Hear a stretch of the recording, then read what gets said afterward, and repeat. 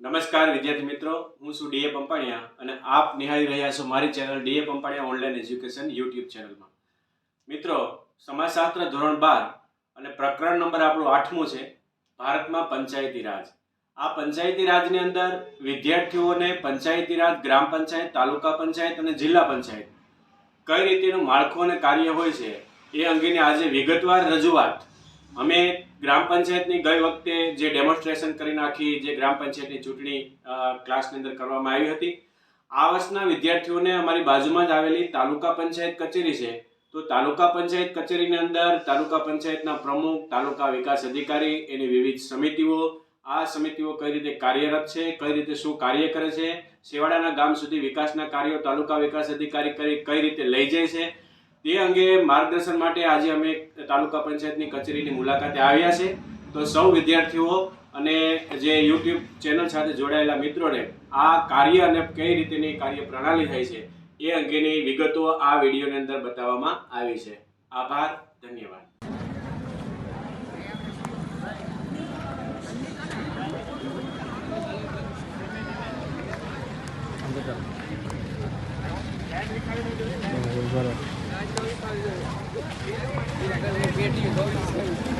ઉભારી જાઓ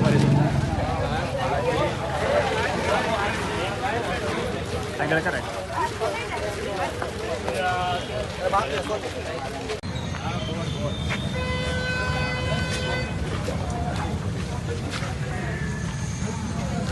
ઓકે, ઓલી કચેરી લેજે.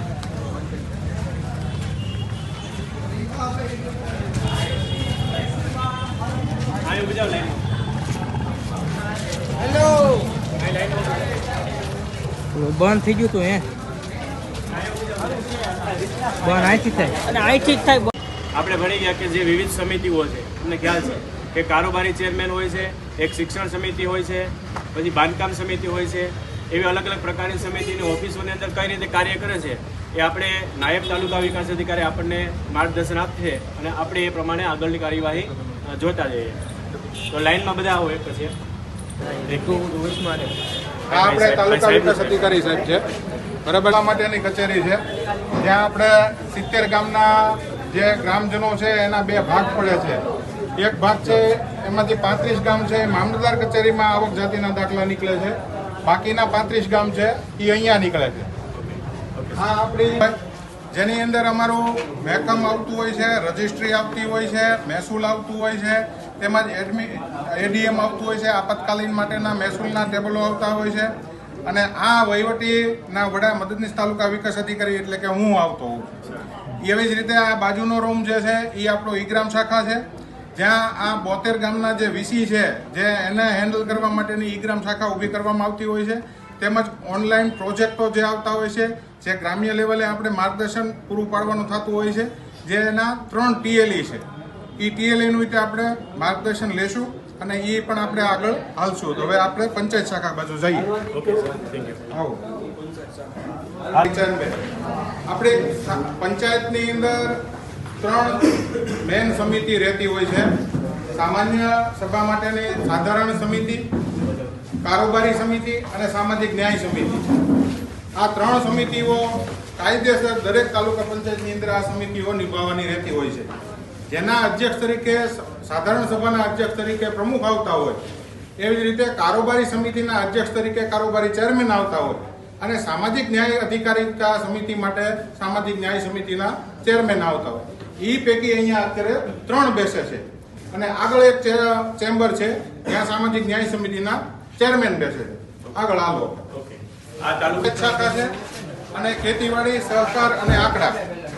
અહીંયા જે આપણે ખેતીવાડીને લગત પણ માર્ગદર્શન આપણે લેશું, તેમજ પંચાયતની જે બાબત છે એની માટે આપણે માર્ગદર્શન લેવું, અને આંકડાને સહકારમાં શું આવે એનું પણ તમને માર્ગદર્શન દેશું. હવે તમે આ મીટિંગ હોલમાં બેહો એટલે ત્યાંથી આપણે આગળની માર્ગદર્શન. આપણા તાલુકાના ગામની અંદર છેવાડાના ગામ સુધીનો વિકાસના કાર્યો કઈ રીતે પાર પાડે છે આખી સમિતિ, એ અંગે તાલુકા પંચાયતના વિકાસ અધિકારી અને બાકીના જે કોઈ અધિકારીઓ છે આપણે માર્ગદર્શન આપે ત્યારે આપણે શાંતિથી સાંભળવાનું અને છેલ્લે આપણે પ્રશ્નોત્તરી રાખશું.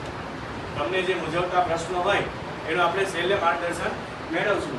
એટલે પહેલા આપણે સૌપ્રથમ તો આ સાહેબ આવે એટલે બધાએ હાથ ઊંચો કરીને આપણે એનું અભિવાદન કરવાનું છે, બરોબર? અને પછી આપણે જે કોઈ પણ માર્ગદર્શન આપણને મળશે એ અંગે આપણે જાણકારી મેળવીશું.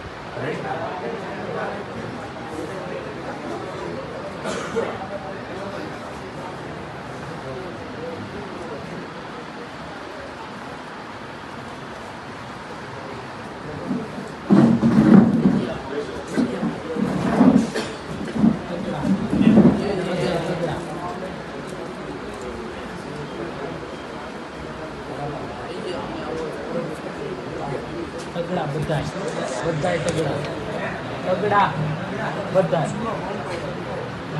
સારું.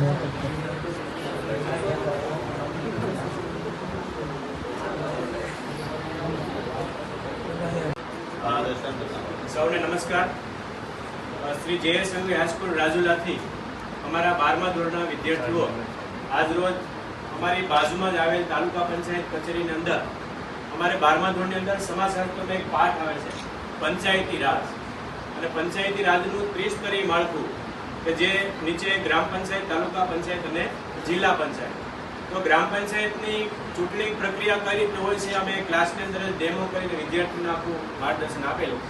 હવે આપણી બાજુમાં તાલુકા પંચાયત હોય તો મને એવો વિચાર આવ્યો કે આપણે એક મુલાકાત કરી અને તાલુકા પંચાયત કચેરીની અંદર જે વિવિધ સમિતિઓ છે, તાલુકા વિકાસ અધિકારી જેને ટીડીઓ તરીકે આપણે ઓળખીએ છીએ, જે સાહેબ આપણા સરવૈયા સાહેબ, નાયબ તાલુકા વિકાસ અધિકારી અને આપણી સ્કૂલના પ્રિન્સિપાલ વાઘ સાહેબ અને બંને બહેનો અને સમગ્ર તાલુકા પંચાયતનો સ્ટાફ આજે આપણે આ તાલુકા પંચાયત કચેરીની અંદર પોતાનો કિંમતી સમય ફાળવી અને આપણા માટે જે આ માર્ગદર્શન આજે આપવા જઈ રહ્યા છે ત્યારે હું શ્રી જે.એસ. સંઘવી હાઈસ્કૂલ રાજુલા વતી સૌ તાલુકા પંચાયતના તાલુકા વિકાસ અધિકારી અને વિવિધ સમિતિઓ, કારોબારી સભ્યોશ્રીઓ, તાલુકા પંચાયતના પ્રમુખ, ઉપપ્રમુખ અને સૌનો હું હૃદયપૂર્વક આભાર વ્યક્ત કરું છું.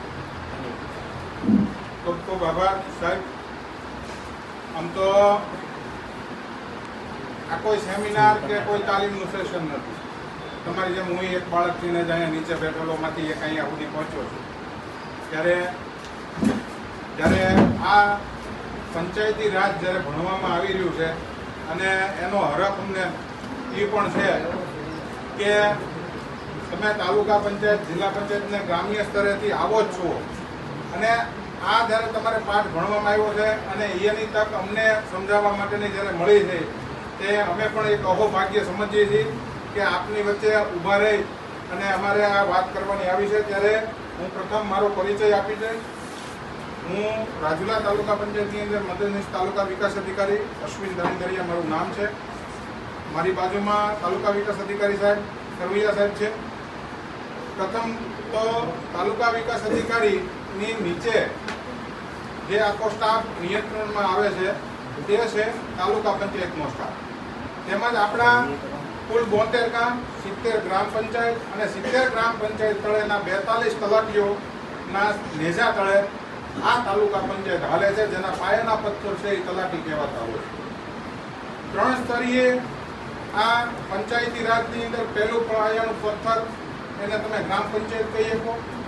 એની પછી સેકન્ડ છે એ તાલુકા પંચાયત, એની પછી છે જિલ્લા પંચાયત. હવે આનું માળખું જે 3 સ્તરીય છે એની અંદર વિવિધ યોજનાઓ અલગ અલગ રીતે છે, જેની અલગ અલગ શાખાઓ છે. પણ એક સિમ્પલ લોજિક તરીકે આપણે જ્યારે હાલવાનું છે અને બહુ સિમ્પલી રીતે તમને જ્યારે સમજાવવાનું છે ત્યારે દરેક શાખામાંથી અહીંયા અધિકારી પણ એમના આપણે રાખ્યા છે. તમને ટૂંકી એક રચના બાંધી દો. ગ્રામ પંચાયતની અંદર કુલ 10 વોર્ડ, જે અત્યારે છેલ્લા ચૂંટણીના આયોગ પછી જે એને વોર્ડ રચના કરવામાં આવી એમાં કમ્પલસરી વસ્તીના ધોરણે એને વોર્ડ રચના કરી. એમાં સૌથી વધુમાં વધુ 10 વોર્ડ અને ઓછામાં ઓછા 7 થી 8 વોર્ડ રહેતા હોય છે. પછી વસ્તીના આધારિત આ વોર્ડ રચનાઓ થતી હોય છે અને વોર્ડ રચનામાંથી વોર્ડના ઓલામાંથી સભ્યો ચૂંટાતા હોય છે. એ સભ્યોમાંથી ઉપસરપંચ, સરપંચ નક્કી થતા હોય છે અને નાના આપી જ ગયો અને એમાંથી સરપંચો જે છે એ ગ્રામ પંચાયતની બેઠક અને સાધારણ સભાને ગ્રામ પંચાયત લેવલે કમસે કમ 2 સમિતિની રચનાઓ કરવાની થતી હોય છે, જેમાં સામાજિક ન્યાય સમિતિ જે સાધારણ સભા છે એક તો પહેલી એની અને બીજી કારોબારી સમિતિ, પછી અવેજી તરીકે જે સમિતિઓ આવે છે જેમાં સામાજિક ન્યાય અધિકારીતા સમિતિ, બાળ સુરક્ષા સમિતિ તેમજ પાણી સમિતિ, આ બધી કમ્પલસરી કમસે કમ 5 સમિતિઓ જે છે એ કમ્પલસરી રહેતી હોય છે. ગ્રામ પંચાયતનું કામ એ છે કે ગામના વિકાસના, આરોગ્યના, શિક્ષણના આ 3 મુદ્દાઓ તો કમ્પલસરી એને લેવાના રહેતા હોય છે. પછી વિકાસના મુદ્દાઓ રહેતા હોય છે, રોડ રસ્તાના મુદ્દાઓ રહેતા હોય છે.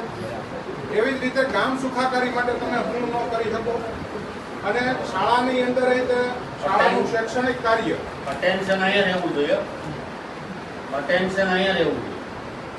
શાળાનું જે શૈક્ષણિક કાર્ય છે એની અંદર શું સુધારા થઈ શકે, આરોગ્યની અંદર શું સુધારા થઈ શકે અને આપણા ગામની અંદર કેવા કેવા પ્રકારના રોગો આવતા હોય છે તો એની માટે શું સુધારા થઈ શકે, આ બધી ગ્રામ પંચાયત લેવલે આ સભ્યો દ્વારા તેમજ સરપંચો દ્વારા સમીક્ષા કરવાની રહેતી હોય છે. એ પછી જે વાર્ષિક અત્યારે ડિસેમ્બર મહિનો અમારે ચાલે છે એટલે ગ્રામ પંચાયતનું જે બજેટ છે એ આ મહિનાની અંદર બનાવવાનું રહેતું હોય છે અને એ બજેટ છે એ બજેટ પુનઃ અવલોકન માટે અહીંયા તાલુકા પંચાયતમાં આવતું હોય છે. પણ આ બજેટ કેવું બનાવવાનું હોય છે, દ્વિસ્તરીય. આ બજેટને પહેલી વસ્તુ એ છે કે ગત વર્ષના બજેટની અંદર આપણે શું પૂરતી સુવિધા રહી ગઈ એ સુવિધાને પૂરી પાડવા માટે આ બજેટને વધુ કેમ સારું કરી શકે એને પુનઃગઠન કરી અને આગળ લાવવા માટે અધિકારીઓ ઉપસ્થિત છે. પણ અમારે બાંધકામવાળાને વધારે અત્યારે ઇમરજન્સી જવાનું છે એટલે પહેલી પ્રાયોરિટી હું એને અમારે પ્રતિકભાઈ કલસરિયા જે અમારા એસઓ છે એને વિનંતી કરીશ કે જે બાંધકામ શાખાની અંદર આવતા કામો, બાંધકામ શાખામાં આવતી યોજનાઓ અને કેવી રીતે એ કામો ગ્રામ પંચાયતથી તાલુકા પંચાયતમાં મંજૂર કરવામાં આવે છે એનું આપણને ટૂંકું માર્ગદર્શન અને બહુ સુવ્યવસ્થિત રીતે આપણે પ્રતિકભાઈ કલસરિયા માર્ગદર્શન પ્રદાન કરશે.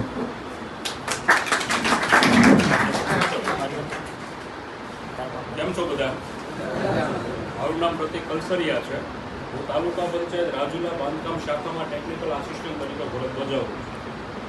બાંધકામ શાખા એટલે કે આપણે નગરપાલિકામાં જે રોડ રસ્તા બને એમ નગરપાલિકામાં પણ એક શાખા હોય છે, બરોબર છે. એવી જ રીતે ગ્રામ્ય લેવલે માનો કે આપણા તાલુકા પંચાયતના તાબાની હેઠળ 72 ગામ આવે છે. 72 ગામ છે અને 70 ગ્રામ પંચાયત છે. એ 70 ગ્રામ પંચાયતમાં જેટલા પણ કામો થાય એ બધાનું મોનિટરિંગ અને બધાના કામોનું જે કામ થાય એનું મોનિટરિંગ આપણે તાલુકા પંચાયતની બાંધકામ શાખામાંથી કરવામાં આવે છે.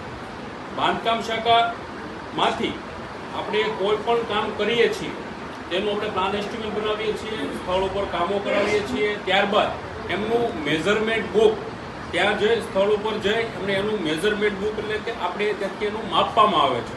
એ માપ્યા બાદ એનું મેઝરમેન્ટ બુક કરી અને અહીંથી ફાઇનલી એનું પેમેન્ટ કરવા માટે ઓર્ડર કરવામાં આવે, ત્યારબાદ એનું પેમેન્ટ થાય છે. રહી વાત ગ્રામ પંચાયત તળે ઘણી બધી યોજનાઓ હોય છે.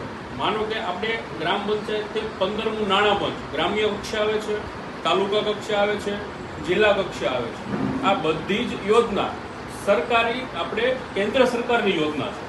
આમાં આપણે 100% નાણાં પંચ 15મું અત્યારે આપણે 16મું નાણાં પંચ 2026માં એપ્રિલ મહિનામાંથી ચાલુ થશે. અત્યારે 15મું નાણાં પંચ ચાલે છે. એના પણ બધાના અધ્યક્ષ અલગ અલગ હોય છે. ક્યાં? Central level. સેન્ટ્રલ લેવલ એટલે ખબર પડે છે ને? પડે છે કે નથી પડતી? શું કહેવાય સેન્ટ્રલ લેવલ એટલે? બોલો બોલો, ગમે એ બોલો. સેન્ટ્રલ ને ગુજરાતીમાં શું કહેવાય? કેન્દ્ર સરકાર. હા, કેન્દ્ર સરકાર તરફથી આ 16મું નાણાં પંચ એટલે અત્યારે 15મું ચાલે છે. 15મા નાણાં પંચની ગામની વસ્તી દીઠ માથાદીઠ આવક માથાદીઠ પ્રમાણે ગ્રાન્ટ ફાળવવામાં આવે છે. અને ત્યારબાદ એનું આયોજન ગ્રામ પંચાયતની બોડી માનો કે સરપંચ, તલાટીકમ મંત્રી એ બધા કરે છે અને ગ્રામ પંચાયતના સભ્યો કરે છે. એ આયોજન કરી અને તાલુકા પંચાયતે આવે છે. તાલુકા પંચાયતે એને બહાલી આપી ત્યારબાદ એમને ઓનલાઈન અપલોડ કરવામાં આવે છે, જે તમે બધા ઓનલાઈન જોઈ શકો છો. ત્યારબાદ એની ગ્રાન્ટ આવે છે. ગ્રાન્ટ આવ્યા બાદ જે આયોજન કર્યું હોય ત્યારબાદ એનું કામ કરવામાં આવે છે અને ત્યારબાદ એનું ચૂકવણું કરવામાં આવે છે. એવી જ રીતે માનનીય ધારાસભ્ય છે. આપણા ધારાસભ્ય કોણ છે? હીરાભાઈ. એને પણ 5 વર્ષમાં વાર્ષિક ₹1.25 કરોડ ફાળવવામાં આવે છે એની વિધાનસભાની. કે માનો કે આપણે રાજુલા કેટલામી વિધાનસભા કહેવાય? 98. કેટલા તાલુકા આવે? ક્યાં ક્યાં? રાજુલા, જાફરાબાદ અને ખાંભા એમ 1 કરોડ ને 25 લાખ રૂપિયા એની ગ્રાન્ટ આવે છે. પણ હવે એનું ગ્રાન્ટનું બજેટ વધી ગયું છે કે જે લગભગ 2.5 કરોડ કે 5 કરોડ થઈ ગયું છે. હવે નેક્સ્ટ ટર્મથી થશે એમ વધી ગયું છે. પણ અત્યારે 1.25 કરોડ રાખો એટલે 1.25 કરોડ રૂપિયા ઈ ગ્રામ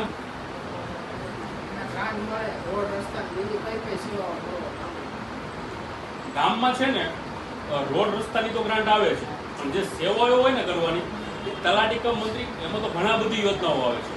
મનરેગા આવે છે, પછી બાંધકામ શાખામાંથી પછી માનો કે કોઈ પણ વિકાસના કામોની ગ્રાન્ટ ફાળવે છે એ યોજના આવે છે.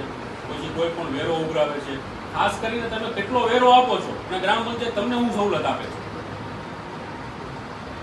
તમે સમજ્યા? માનો કે આપણે ઘરે આપણે જે તમારું કયું કામ રાજુલા, આપણે રાજુલાની જ વાત કરીએ. રાજુલામાં આપણે રહીએ છીએ, બરોબર છે. હવે રાજુલામાં રહીએ એટલે આપણે એને લાઇટ વેરો આપતો હોય, પાણી વેરો આપતો હોય, વીજ વેરો આપતો હોય. આરોગ્ય ક્ષેત્રે આરોગ્ય ક્ષેત્રે ઠીક આવે. આરોગ્ય ક્ષેત્ર માટે છે ને આપણે પીએસસી આરોગ્ય પીએસસી ડિપાર્ટમેન્ટ આવે. એ લોકોએ તમારું કયું ગામ? હે, રાજુલા પ્રોપર છે. આપણે રાજુલા પ્રોપરમાં તો આપણે છે જ ત્યાં ઉડવા હોસ્પિટલ એ તો તમારે જે પણ ત્યાં આપણે માનો કે બતાવવા જઈએ છીએ. આપણે કોઈ પણ આપણે પ્રધાનમંત્રી શું કહેવાય આયુષ્યમાન કાર્ડ હોય છે, અમૃતમાન કાર્ડ હોય છે, બધી મેકઅપ સંભાળું છું અહીંયા.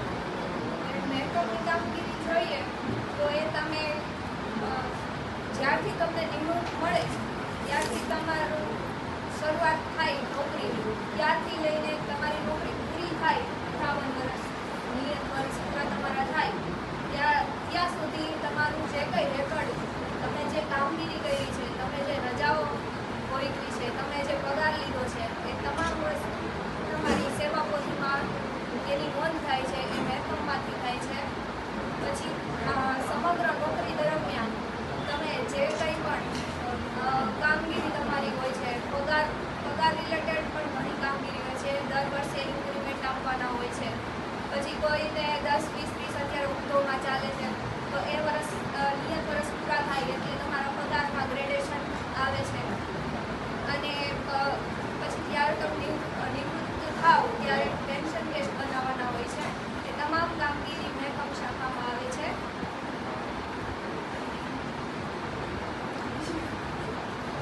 એ તમામને લગતા આદેશો, હુકમો એ તમામ તૈયાર તાલુકા પંચાયતમાં જોબ કરું છું. સિનિયર ક્લાર્કનો હોદ્દો છે મારી પાસે અત્યારે ટપાલનું પેપર છે. તો મારી પાસે અત્યારે આપણે 72 રાજુલા તાલુકાના 72 ગામ આવે. તેના દરેક અરજદાર કોઈ પણ પ્રશ્ન હોય, પાણી લેવો છે, વાવાઝોડાના છે, કે રોડ રસ્તાના કોઈ પણ પ્રશ્ન હોય, એમના માટે કોઈને વિરોધ હોય, કોઈને સારી કામગીરી કરવી, એવો કોઈ પણ પ્રશ્ન હોય તો એ લોકો તેના રજૂઆત કરવા માટે એક લેટર લખે અને ક્યારેક તલાટી દ્વારા લેટર આવતા હોય છે. ત્યારે પોતે અરજદાર પોતે એના રીતે લખી અને અમારા ટેબલ સુધી આવે છે. એ ટપાલનો હું સ્વીકાર કરું છું અને પછી હું અમારા નાયબ ચીફ મિનિસ્ટર દાણીદારિયા આપણે મૂકું છું. એ એમાં દાખલ તારીખ નાખે છે. કોઈ પણ રિમાર્ક્સ કરવાનું હોય તો રિમાર્ક્સ કરે છે, કોઈ પણ સૂચના દેવાની હોય તો એ કરે છે. પછી હું લઈને અમારા ટીડીઓ સાહેબને મૂકું છું. પછી એ પણ કાંઈ સૂચના દેવાની હોય તો એ એમાં લખે છે. ફરી પાછું એ મારી પાસે આવે છે. પછી એમાં હું મારે રજિસ્ટર આવે છે. એમાં હું નંબર વાઇઝ એને ચડાવું છું, તારીખ વાઇઝ નંબર વાઇઝ શાખા. મારું નામ ચતુરભાઈ જિંજાળા. હું મનરેગા યોજનામાં ટેકનિકલ આસિસ્ટન્ટ તરીકે નોકરી કરું છું. હવે મનરેગા યોજના શું છે એ કદાચ તમને બધાને ખબર નહીં હોય. મનરેગા એક કાયદો છે. 2006માં આપણા ગુજરાત સ્ટેટમાં મનરેગા યોજના આવી, અમુક રાજ્યોમાં, અમુક ડિસ્ટ્રિક્ટમાં. પછી 2008થી ગુજરાત રાજ્યના તમામ જિલ્લામાં આ મનરેગા યોજના લાગુ થઈ ગઈ. હવે મનરેગા યોજના કઈ રીતે એનું કામગીરી થઈ તો મેં સમજાવું. માની લો કોઈ ગામ છે, એમાં અછત થઈ, વરસાદના એવું કોઈ શ્રમિકને, કોઈ પરિવારને ક્યાંય રોજગારી મળતી નથી, કોઈના ખેતરમાં એને રોજગારી નથી મળતી અથવા તો આજુબાજુમાં ક્યાંય એનો કોઈ કામ ધંધો નથી, ત્યારે એ પરિવાર ગ્રામ પંચાયત પાસે જાય છે કે મને કોઈ જગ્યાએ કામગીરી મળતી નથી, મને રોજગારી આપો. એ સમયે એ ગ્રામ પંચાયત એક ઠરાવ કરે છે કે અમારા ગામમાંથી આટલા શ્રમિકોને રોજગારી નથી, તો આ લોકોને મારું નામ અભિષેક ગોસ્વામી છે. હું અહીંયા ગ્રામ સેવક ખેતીમાં ફરજ નિભાવું છું. જેવી રીતે તાલુકા પંચાયતમાં અલગ અલગ વિભાગ છે, જેમ કે હમણાં તમે બધી વાત કરી કે આઈઆરડી વિભાગ હોય, ખેતીવાડી વિભાગ, બાંધકામ શાખા, તો અમારો ખેતીવાડી વિભાગ છે. આપણે સૌ જાણીએ છીએ કે ગ્રામ્ય લેવલે સૌથી વધુ લોકો ખેતી સાથે જોડાયેલા હોય, ગામમાં ખેડૂતો વધારે હોય, તો એના માટે એક ખેતીવાડી વિભાગ કામ કરે છે. અને તમારે ભણવામાં આવ્યું છે કે 3 સ્તરીય પંચાયતી વિભાગ છે, જેમ કે ગ્રામ પંચાયત, તાલુકા પંચાયત અને જિલ્લા પંચાયત. તો ગ્રામ્ય સ્તરે ગ્રામ સેવક કામગીરી કરતા હોય છે અને તાલુકા લેવલે તાલુકા વિસ્તરણ અધિકારી ખેતીની પોસ્ટ હોય છે. અને એવી જ રીતે જિલ્લામાં જિલ્લા ખેતીવાડી અધિકારીની ઓફિસ આવેલી હોય છે, તો એનું કામ ત્યાંથી સંભાળાતું હોય છે. સૌપ્રથમ ખેડૂતને કોઈ પણ પ્રશ્ન આવે ગ્રામ્ય લેવલે, તો એ સૌપ્રથમ મુલાકાત ગ્રામ સેવકની કરતા હોય છે. એમાં ગ્રામ સેવકનું તમે કીધું એ ગામ પ્રમાણેનું હોય, તમારે અલગ અલગ રીતે હોય એમ. એટલે દરેક ગ્રામ સેવકને ગામ વેચવામાં આવ્યા હોય. જેમ કે 7 જણા છે તો ઘણાને 13 ગામ હોય, ઘણાને 10 ગામ હોય, એનું આખું ગ્રુપ હોય. ધારો કે 10 ગામ છે તો એ 10 ગામની કામગીરી કોઈ એક વ્યક્તિને કરવાની હોય. જેમ કે મારે 10 ગામ છે બાબરી આધાર ગ્રુપમાં, તો મારે એ 10 ગામમાં કોઈ પણ પ્રશ્ન આવે તો એ મારે હેન્ડલ કરવાનો હોય. એ રીતે કોઈ બીજા ગામનું હોય તો બીજા વ્યક્તિ સોલ્વ કરતા હોય. એટલે કે અમારા ગામ ગ્રામ સેવક અત્યાર સુધી કોઈ નથી હોય. એ તો ગામ વધારે હોય. અને બીજી વસ્તુ એ છે ચાપોદર એમ કે ગામ પ્રમાણે સેવક નો હોય ધોનભાઈ. હા, એટલે ધારો કે ચાપોદર માટે એક વ્યક્તિ નહીં, ચાપોદર જેવા ટોટલ 8 ગામ હોય એના માટે એક વ્યક્તિ. અને મેઇન વસ્તુ એ છે કે ઘણા કદાચ ન ઓળખતા હોય, પણ કોઈ તાલુકા લેવલે આવે એ કે જગ્યા ખાલી નથી હોતી. ધારો કે ચાપોદરનું કોઈ ખેતીવાડીનું કામ હોય, ખેતીવાડી વિકાસ અધિકારીને જો કોઈ ખેડૂતને ભૂમિ પરીક્ષણ કરાવવું હોય જમીન હોય તો એની કાર્યવાહી કઈ રીતે ચાલુ? હા, જમીન ચકાસણી માટે તે દર વર્ષે નમૂનાના ટાર્ગેટ હોય. ધારો કે 30 થી 35 નમૂનાના ટાર્ગેટ આવે. સરકાર ફ્રીમાં એનું ટેસ્ટિંગ કરી દે. ધારો કે કોઈને ટેસ્ટિંગ કરાવવું હોય તો દર વર્ષે એનો એક ટાઈમ હોય. ધારો કે શિયાળાની ઋતુમાં જ્યારે ખેતરો ખાલી હોય ત્યારે સરકાર ગ્રામ સેવકને દરેક ગામથી ટાર્ગેટ આપે. અને ટાર્ગેટ વાઇઝ છે કોઈ ખેડૂતને ધારો ટેસ્ટિંગ કરાવવું હોય તો એના ખેતરે જઈ એની માટીનો નમૂનો લેવાનો અને ત્યારબાદ એની ઉપર લેબલ લગાડી દેવાનું, ખેડૂતનું નામ, એનો ખાતા નંબર અને મોબાઈલ નંબરની બધું. એ આખું કલેક્શન થાય. ત્યારબાદ અમરેલી પ્રયોગશાળામાં એ નમૂનો જાય અને ત્યારબાદ 3-4 મહિનામાં એનું રિઝલ્ટ આવે. અને રિઝલ્ટ અમે ખેડૂતોને સોઇલ હેલ્થ કાર્ડ તરીકે એને વિતરણ કરીએ. અને એમાં આખું ટોટલી નાઇટ્રોજન, ફોસ્ફરસ ને જે મેજર તત્વો છે એ બધા એમાં લખેલા હોય કે ભાઈ નાઇટ્રોજન આટલું હોવું જોઈએ અને ખેતરમાં ખરેખર કેટલું નાઇટ્રોજન છે એનો આખું ટેસ્ટમાં રિપોર્ટ કાર્ડ આવે. અને રિપોર્ટ કાર્ડના આધારે જે ખેડૂતને ખ્યાલ આવે કે ભાઈ એના ખેતરમાં કયા કયા તત્વો છે એની કમી. તો એક નુકસાન થતું હોય છે, એટલે સોઇલ હેલ્થ કાર્ડ કઢાવવું એ જરૂરી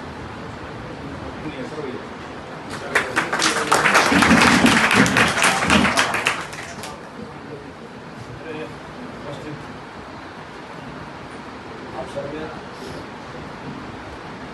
શાળામાંથી વધારેલા વિદ્યાર્થીઓ, શિક્ષકો અને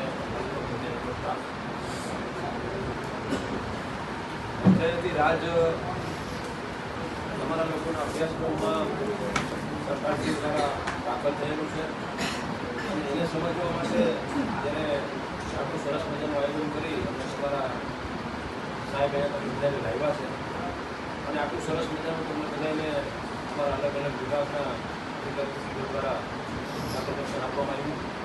અને અમારા અશ્વિનભાઈ જાણીદારિયા સાહેબ મારાથી બદલની તાલુકા વિકાસ અધિકારી છે, એમણે તમને બહુ સરસ રીતે સારી પદ્ધતિથી તમને લોકોને ઘરે મૂકી જાય એવી રીતે બધું વ્યવસ્થિત સમજાવ્યું છે.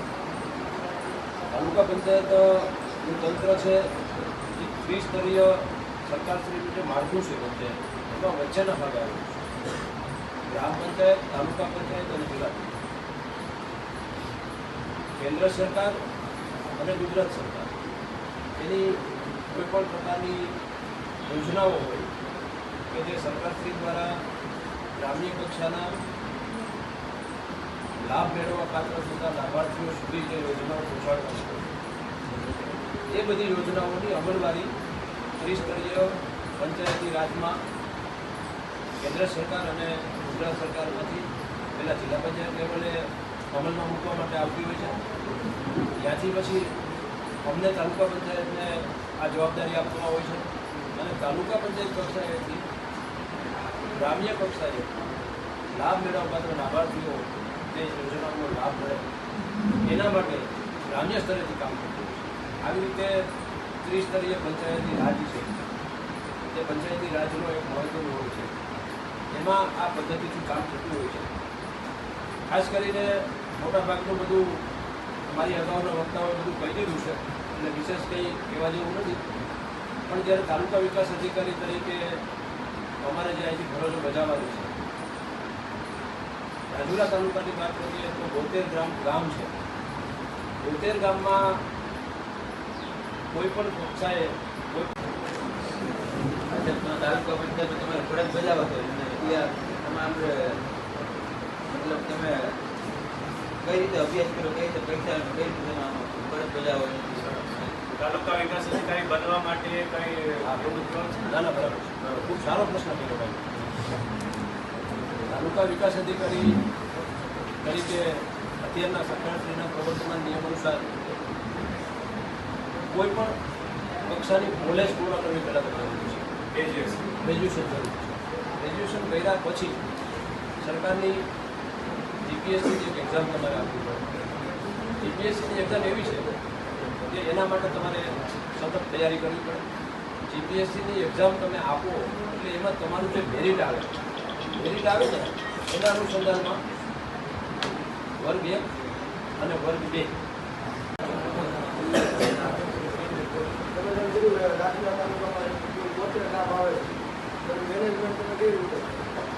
બહુ સારી વાત. સૌથી અમારી નબળી કડી તમે પકડી. પહેલી વસ્તુ અમારું મૂળ મહેકમ જે તલાટીનું જે છે જે અમારું 52નું તાલુકા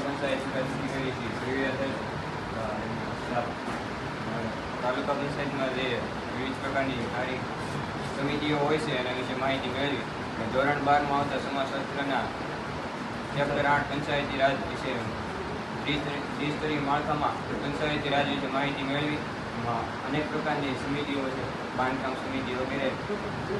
તેમના કર્મચારીઓ સરસ રીતે વિવેકપૂર્ણ જવાબ આપ્યો અને સરવૈયા સાહેબે પણ વિવેકપૂર્ણ જવાબ આપ્યો. જે બદલ